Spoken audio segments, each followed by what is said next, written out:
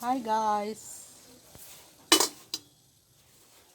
നമ്മളിന്നൊരു പാവയ്ക്ക തോരൻ ഉണ്ടാക്കുകയാണ്. ഗ്യാസ് കത്തിച്ചു. നമുക്കിനി എണ്ണ ഒഴിക്കാം.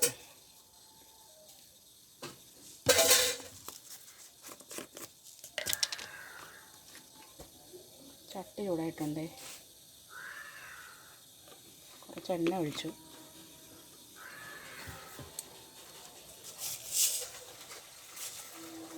കടുകിടാം. കുറച്ചിട്ടുണ്ട്. അപ്പോൾ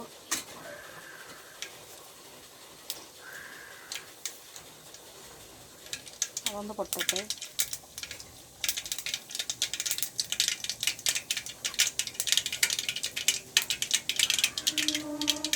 കടുക് പൊട്ടിയിട്ടുണ്ട്. നമുക്ക് പാവയ്ക്ക. ഞാൻ തോരൻ വെക്കുന്നത് കൊണ്ട് ഈ രീതിക്കാണ് അരിഞ്ഞെടുത്തത് കേട്ടോ. നിങ്ങളും ആരെങ്കിലുമൊക്കെ ഇത് ഉണ്ടാക്കുന്നെങ്കിൽ ട്രൈ ചെയ്ത് നോക്കുമ്പോൾ ഈ രീതിക്ക് അരിഞ്ഞെടുക്കും കേട്ടോ. നമുക്ക് തീ കൂട്ടാം. നമുക്ക് നന്നായിട്ട് കൂടുതലും നമ്മൾ എണ്ണ അടിക്കാത്തതെന്ന് പറഞ്ഞാൽ എല്ലാം കഴിക്കുക. അതുകൊണ്ട് നമ്മൾ നമുക്കൊക്കെ എണ്ണ ഉപയോഗിച്ചാൽ വളരെ നല്ലത്. അപ്പം നമ്മൾ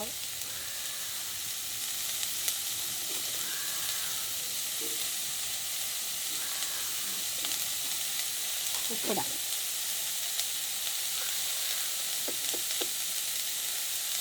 ആവശ്യത്തിന് ഞാൻ ഉപ്പിടുന്നുണ്ട്.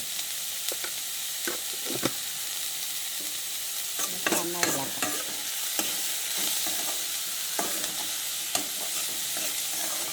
അപ്പോൾ ഇത് പാവയ്ക്കയാണ് കേട്ടോ. അപ്പോൾ നിങ്ങളൊക്കെ ഈ പാവയ്ക്ക കഴിക്കുന്ന ആൾക്കാരുണ്ടെങ്കിൽ എനിക്ക് കമൻറ്റ് ചെയ്യണം കേട്ടോ. അപ്പോൾ നിങ്ങൾ കഴിക്കാത്തവരിത് കഴിക്കണം. കാരണം ഇതൊക്കെ ശുദ്ധീകരിക്കാനായിട്ട് പാവയ്ക്ക നല്ലതാണ്. നമുക്കൊരുപാട്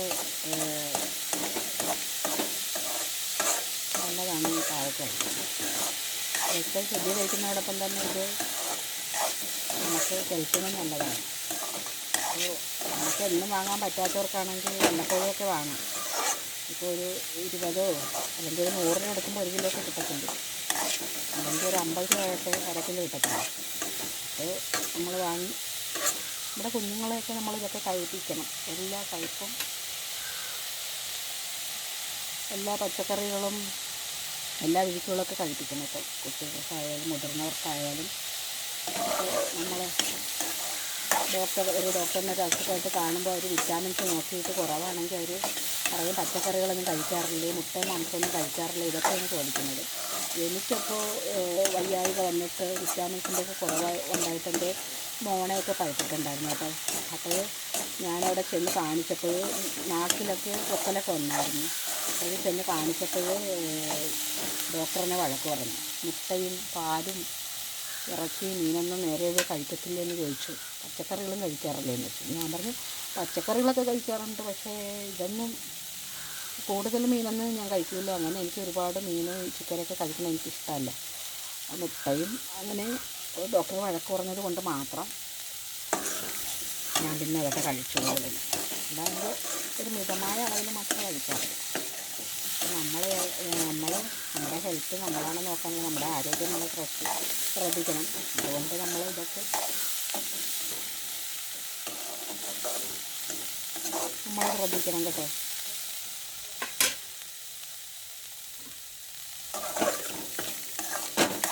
അപ്പോൾ നമുക്ക് ഇത് ഒരു വിധത്തിൽ റെഡി ആയിട്ടുണ്ട്. നമുക്ക് അരപ്പിടാം കേട്ടോ. അപ്പോൾ ഈ അരപ്പ് അരയ്ക്കുന്നതിൽ ഞാൻ മഞ്ഞൾ ഇട്ടിട്ടുണ്ട്. പിന്നെ എല്ലാ ഇൻഗ്രീഡിയൻസും ഇട്ടിട്ടുണ്ട്.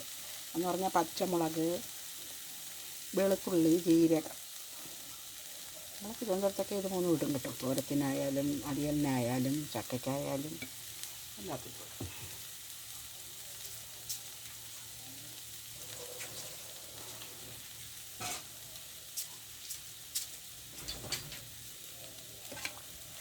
നന്നായിട്ട് ഇളക്കാം. ഞങ്ങളെ വീട്ടിൽ എല്ലാവരും കഴിക്കും കേട്ടോ ഇത്. അനിയത്തിക്ക് മാത്രം ഒരു കുറവ് കുഴപ്പമാണ് കേട്ടോ. അതൊക്കെ എല്ലാ വിറ്റാമിൻസുകളും നമുക്ക് പച്ചക്കറികളൊന്നും കൂടുതൽ ഇഷ്ടമല്ല. അതങ്ങനെയുള്ള പച്ചക്കറികളൊക്കെ ഇഷ്ടമില്ലാത്ത കയ്പുള്ളതൊന്നും കഴിക്കാറില്ല. അപ്പോൾ ഇവിടെ ഞാനും ചേച്ചിയും അമ്മയും അച്ഛനും ഒക്കെ പാവയ്ക്ക കഴിക്കും, പക്ഷെ അവൾ കഴിക്കാറില്ല. അപ്പോൾ നമ്മൾ നല്ല വൃത്തിയായിട്ട് ഇത് ഇളക്കണം. ഇപ്പോൾ വേണമെങ്കിൽ നമുക്കൊന്ന് കുറച്ച് നേരം അടച്ചു വെക്കാം, എന്ന് വെച്ചാൽ അത് ആയിലൊന്ന് വേവാനായിട്ട് കേട്ടോ. അതിൽ നമ്മൾ നോൺ സ്റ്റിക്ക് പാനിലൊക്കെ നമ്മൾ വേവിക്കുന്നവരൊക്കെ ഉണ്ടെങ്കിൽ അത് പെട്ടെന്ന് എന്താ പറയുന്നത്, അതിലൊക്കെ വേവിക്കുന്നത്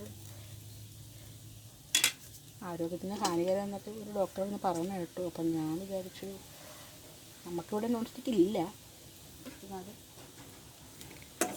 നമുക്കൊരു അടപ്പ് വെച്ച് മൂടാം. അപ്പോൾ അത് ഉപയോഗിക്കുന്നവരാണല്ലോ കൂടുതൽ, ആരെങ്കിലും പറഞ്ഞു കേൾക്കുന്നത്.